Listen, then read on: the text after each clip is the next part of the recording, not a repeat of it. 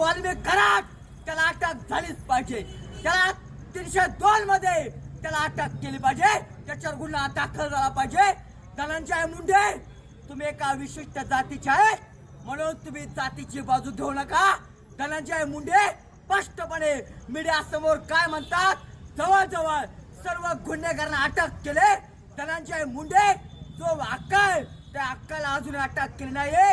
त्यामुळे सुरेश दसांची जी मागणी पोलीस प्रशासनाने तात्काळ मनावर घेऊन संतोष देशमुखांच्या हत्येकऱ्याला तात्काळ अटक करून त्यांना कैदी बनवलं पाहिजे.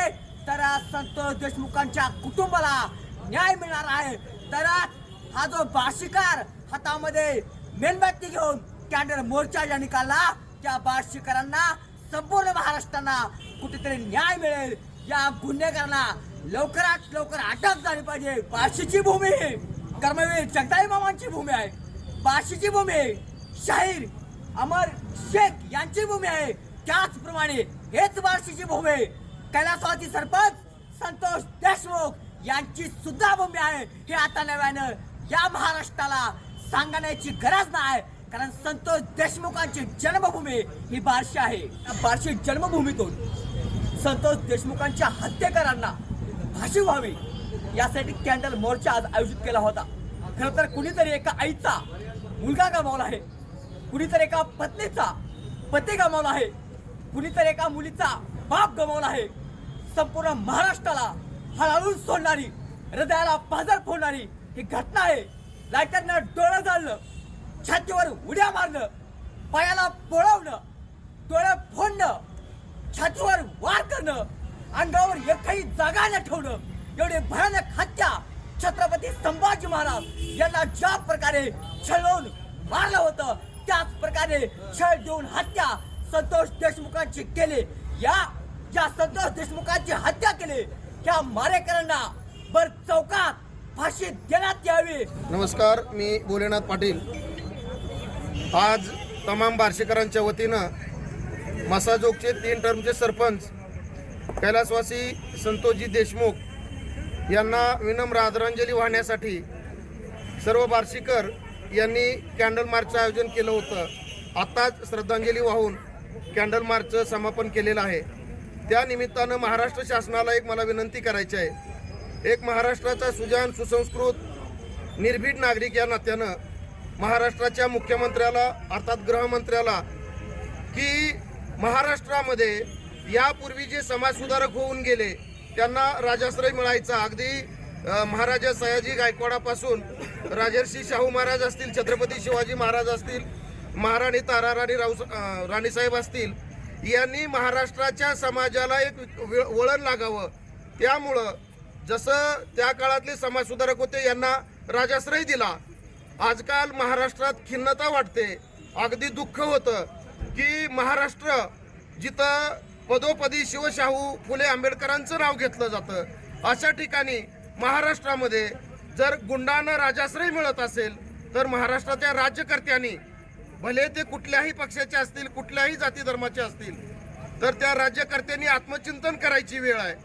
जर एखाद्या जिल्ह्यामध्ये एखाद्या तालुक्यामध्ये 300 हायवा वाळू बेकायदेशीर वाळू उपसा करण्यासाठी चालत असतील तर तुमचं प्रशासन, पोलीस प्रशासन, पोलीस अधिकारी, महसूलचे कर्मचारी, अगदी कलेक्टर पासून तहसीलदार पर्यंतचे सगळे मग सर्वसामान्याला तुमच्या कायद्याचा बडगा दाखवणार का? आमच्याकडनं आम्ही आमचं घर बांधण्यासाठी एखादं वाळूचं ट्रॅक्टर नेलं तर तुम्ही आमच्यावर 2.5 लाख रुपये तुम्ही दंड टाकता शेतकऱ्यावर.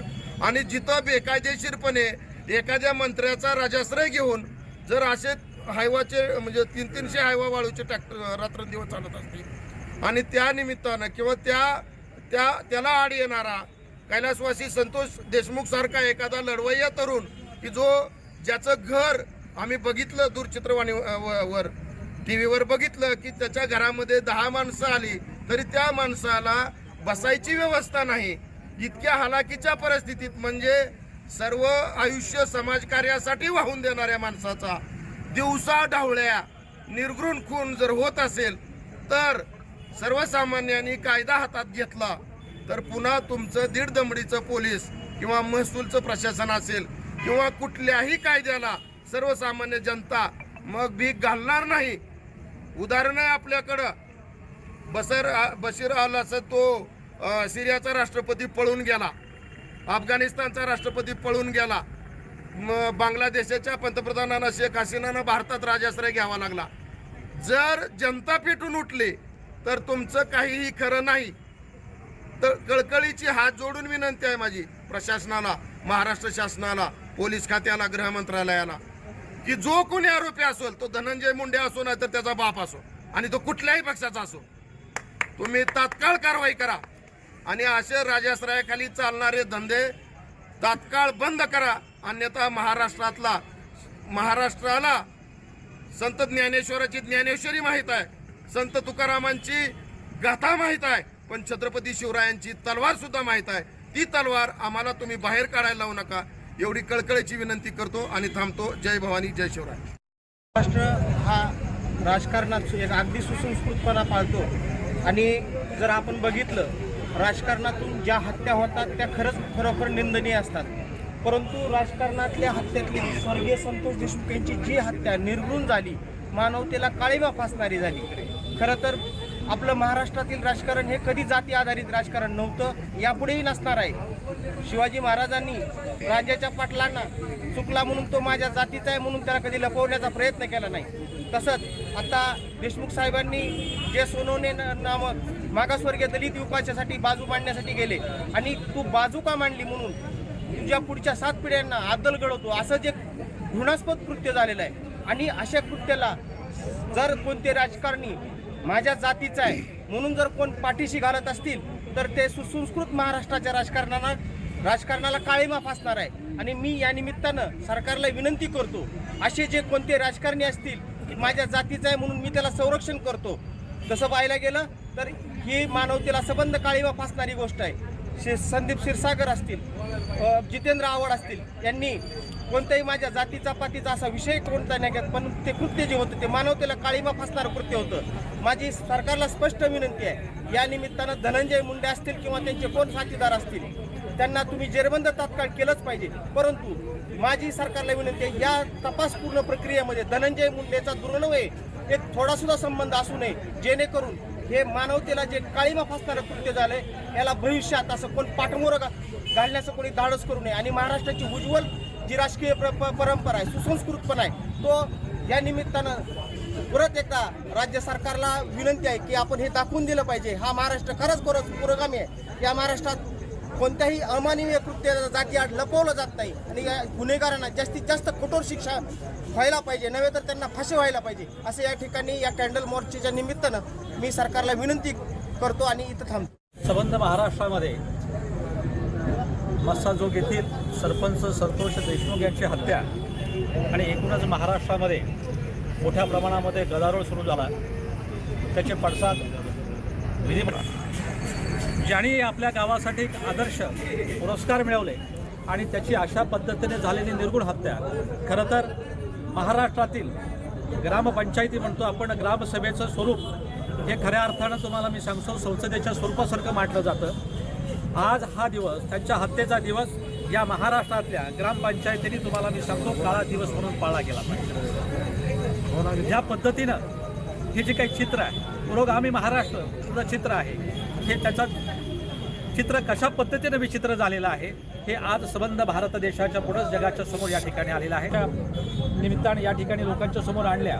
पण माझं तमाम लोकांना विनंती आहे की ज्या पद्धतीचं एक प्रशासनाचं, पोलीस प्रशासनाचं नेक्सस या गुंडांबरोबर झालं गेलेलं आहे, ही बाब अत्यंत धोकादायक आहे. आपल्या येणाऱ्या पिढीसाठी ही सतावणारी गोष्ट आहे. आपण सुजाण जागरिक म्हणून जी जागरूकता आपण या ठिकाणी दाखवली, जे ऐक्य त्या ठिकाणी दाखवलं, ज्या लोकांनी हा विषय उपस्थित केला, अर्थात मुख्यमंत्र्यांनी जरी कठोर कारवाई दिली असली तर अशा प्रकारच्या प्रवृत्तीवर तुम्हाला सांगतो नागरिकांनी सुद्धा समोर येऊन तुम्हाला सांगतो तिथल्या तिथं ही गुंडगिरी रोखण्यासाठी स्वतः समर्थपणे आपण या ठिकाणी समोर आलं पाहिजे, एवढी भावना व्यक्त करतो. आणि परत एकदा काळा दिवसच तो त्यांच्या हत्येचा महाराष्ट्राने महाराष्ट्रातल्या ग्रामपंचायतीने तो त्या ठिकाणी काळा दिवस जाहीर करावा अशी मी शासनाकडे मागणी. सरपंच सन्माननीय संतोषजी देशमुख यांना वार्षिकरांच्या वतीने या ठिकाणी श्रद्धांजली अर्पण करण्यात आलेली आहे. आणि निषेध व्यक्त करण्यासाठी विश्वभूषण डॉक्टर बाबासाहेब आंबेडकर यांच्या पुतळ्यापासून कॅन्डल मार्चचं आयोजन या ठिकाणी केलं आणि छत्रपती शिवाजी महाराज यांच्या पुतळ्यापाशी त्या कॅन्डल मार्चचा आपण समारोप केलेला आहे. शासनाला आम्ही या माध्यमातून एक विनंती करतोय किंवा इशारा देतोय की कृपया 9 तारखेपासून आत्तापर्यंत मारेकरांचा शोध हे शासन जर घेऊ शकलं नाही तर यासारखी खेदाची गोष्ट महाराष्ट्रामध्ये आत्तापर्यंत आम्ही कधीही पाहिली नाही. आज संतोषजी देशमुख यांचा खून ज्या निष्ठुरतेने त्या ठिकाणी केला आहे, ज्या माणूसपणे त्यांना उचलून नेण्यात आलं, ज्या माणूसपणे त्यांना मारहाण करून सलग 1.5 तास त्यांच्यावरती आघात करून शांत बस. त्यांना मारहाण करण्यात आल्यानंतर सरकारच्या निदर्शनामध्ये प्रत्येक गोष्ट सर्व पक्षातल्या लोकांनी, सर्व आमदारांनी, बीड जिल्ह्यामध्ये ज्या ज्या पक्षातले जे आमदार म्हणून इलेक्टेड आमदार आहेत त्या सर्वांनी एक स्वच्छ पद्धतीनं त्यांना असं सांगितलं की बाबा हा जो खून आहे तो कशाच्या माध्यमातून झाला आहे. बीड या ठिकाणी केज या ठिकाणी आवादा कंपनीची पवनचक्कीचा जो प्रोजेक्ट त्या ठिकाणी चालू आहे त्याच्या माध्यमातून त्या ठिकाणी शेजारच्या गावचे, आसपासच्या गावचे जी लोक त्या ठिकाणी येत आहेत आणि कंपनीला डिस्टर्ब करतायत. संतोष देशमुख यांच्याबद्दल सांगायचं म्हणलं तर गेले 15 वर्ष झालं ते सरपंच त्या गावचे आहेत. अतिशय समाजकार्य मनापासून करत असताना ज्या आवादी कंपनीच्या ठिकाणी सुरक्षा गार्ड म्हणून सोनवणे त्या ठिकाणी काम करत होते, आताचे ज्यांच्यावरती आरोप आहेत खून केल्याचे, ही सर्व माणसं त्या कंपनीच्या दरवाजाकडे गेले आणि त्या ठिकाणी कंपनीमध्ये प्रवेश करून देण्यासाठी सोनवणे या दलित मित्राला मारहाण करण्यात आली. तर गावचा सरपंच या नात्यानं सोनवण्यांनी त्या ठिकाणी सरपंच साहेबांना विनंती केली की अशा पद्धतीचं वातावरण या ठिकाणी होतंय, कृपया आपण यात लक्ष घालावं. गावगाडा चालत असताना प्रत्येकाची भूमिका समजावून घेऊन त्याच्यातून मार्ग काढण्यासाठी स्वतः संतोष भाऊ त्या ठिकाणं मिटवण्यासाठी गेले आणि मिटवणीसाठी गेल्यानंतर त्या ठिकाणी जो प्रकार घडला आणि तो प्रकार घडल्यानंतर तो राग मनामध्ये धरून 9 तारखेला केजवरून येत असताना टोल नाक्यावरती ज्या पद्धतीने त्यांना उचलून नेलं आणि अमानुष मारहाण केली. या ठिकाणी महाराष्ट्र शासनाचं अधिवेशन नागपूर या ठिकाणी चालू आहे. माननीय आमदार सन्माननीय सुरेशजी धसाहेब यांनी अतिशय व्यवस्थित पद्धतीनं सभागृहाच्या पटलावरती तो विषय मांडला. खून कशा पद्धतीनं केला, अपहरण कशा पद्धतीनं केलं गेलं, किती पद्धतीची मारहाण झाली आणि संपूर्ण सभागृहाला त्या ठिकाणी त्यांनी लक्षात आणून दिलं. तरी सुद्धा आज गृह खातं त्या कुठल्याही गोष्टीची दखल न घेता आरोपी आजही मोकाट सुटलेले आहेत आणि मोकाट सुटलेल्या आरोपींसाठी कुठल्याही पद्धतीची कार्यवाही आतापर्यंत अद्याप करण्यात आलेली नाही. तरी माझी मुख्यमंत्री साहेबांना विनंती असेल की गेले 10 वर्षामध्ये 7.5 वर्ष आपण सत्तेत आहात. 7.5 वर्षापैकी 5 वर्ष सलग आपण गृहमंत्री आहात आणि आता राज्याचे आपण मुख्यमंत्री आहात. माझी बार्शीकरांच्या वतीने एक विनंती या ठिकाणी मी विनंती करतोय की कृपया कसल्याही परिस्थितीत तुम्ही 2 दिवसाच्या आतमध्ये जर हे मारेकरी पकडले नाहीत तर एक बार्शीकर या नात्यानं या ठिकाणी आम्ही सूचना देऊ शकतो किंवा इशारा देऊ शकतो. तर इथून पुढचं जे बार्शीकरांचं जे आंदोलन असेल ते बेमुदत महाराष्ट्र बंदचं आंदोलन असेल. जोपर्यंत आरोपींना तुम्ही अटक करत नाही आणि त्यांना फाशीची शिक्षा जोपर्यंत देत नाही तोपर्यंत संपूर्ण महाराष्ट्र हा बेमुदत बंद असेल. याची कृपया सरकारने नोंद घ्यावी अशी मी विनंती, माझा इशारा आपल्याला देतोय. एवढंच मी बोलतोय. आणि सन्माननीय कैलासवासी माजी सरपंच संतोषजी देशमुख यांच्या आत्म्यानंतर शांतीला भावी याच्यासाठी हा कॅन्डल मार्च या ठिकाणी आयोजित केला होता. बार्शीकरांच्या वतीनं आम्ही त्यांना श्रद्धांजली अर्पण करून या ठिकाणी माझे 2 शब्द थांबतो. देशमुख बार्शीचे भूमिपुत्र, सध्या वास्तव्य त्यांचं मस्साजोग तालुका केज जिल्हा बीड या ठिकाणी होतं. माणुसकीला काळिमा फासणारी घटना 9 डिसेंबर रोजी घडली.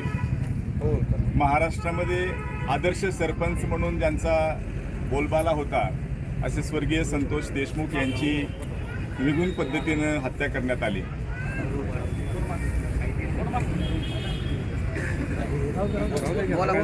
या हत्येचा निषेध म्हणून तमाम बार्शीकरांच्या वतीनं आज महामानव डॉक्टर बाबासाहेब आंबेडकर यांच्या पुतळ्यापासून आम्ही मूक मोर्चाच्या माध्यमातून या ठिकाणी स्वर्गीय संतोष देशमुख यांच्या प्रति आदरांजली आणि त्याचबरोबर या गुन्ह्यामध्ये अद्यापही फरारी असलेले जे गुन्हेगार आहेत त्यांना त्वरित शासन व्हावं, शासनाने त्वरित या अतिशय काळीमा फासणाऱ्या घटनेची जबाबदारी स्वीकारून या गुन्ह्यामध्ये जे गुन्हेगार आहेत त्यांना शोधून योग्य ते न्याय द्यावा, या गुन्हेगारांना फाशीची शिक्षा झाली पाहिजे अशी तमाम बार्शीकरांच्या वतीनं आम्ही या कॅन्डल मार्चच्या माध्यमातून सरकार दरबारी आम्ही आमची मागणी मांडत आहोत.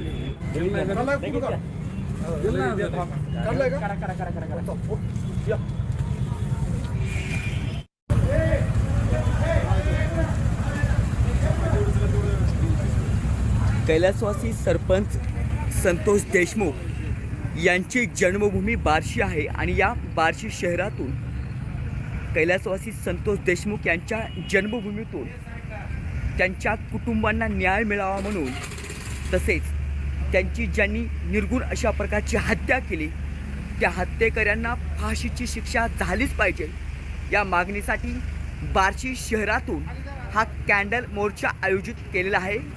आपण पाहता या ठिकाणी कैलासवासी संतोष देशमुख यांच्या हत्येकरांना फाशीची शिक्षा झालीच पाहिजे तसेच त्यांच्या कुटुंबांना योग्य न्याय मिळाला पाहिजे या संदर्भात हा शांततेत कॅन्डल मोर्चा बार्शी शहरातून आयोजित केला आहे.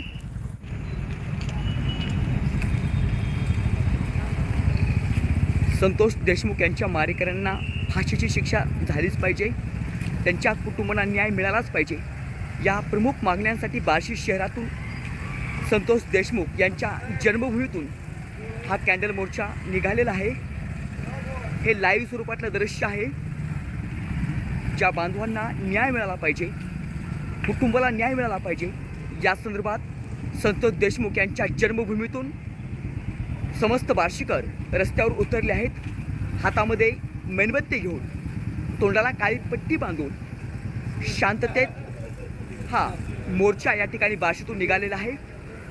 अजूनही मारेकरी या हत्येसंदर्भातले मोकाट आहेत. ज्यांनी हत्या केली त्यांचा शोध घेऊन त्यांच्यावर तात्काळ कारवाई करावी या प्रमुख मागण्यांसहित संतोष देशमुखांच्या कुटुंबावरती जो अन्याय झाला आहे तो अन्याय न होता मारेकऱ्यांना फाशी शिक्षा झालीच पाहिजे. या हो इतर